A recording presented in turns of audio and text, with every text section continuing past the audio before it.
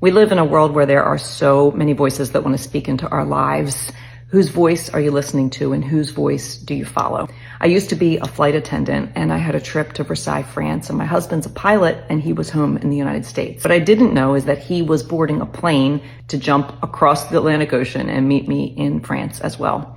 On the first night of my trip, the crew and I were going out to dinner, and we stepped out of our hotel onto a crazy busy street. There were so many cars, there were horns, there was traffic, there were people talking.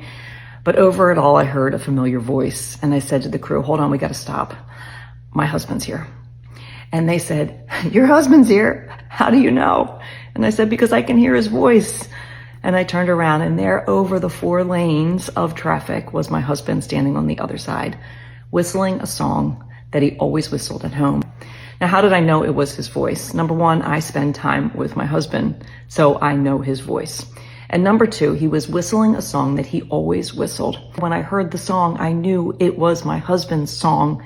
The same thing is true for us. We can know God's voice when we spend time with him. And his voice will always align with what the word of God says to be true of him. Will we hear his voice, and will we follow?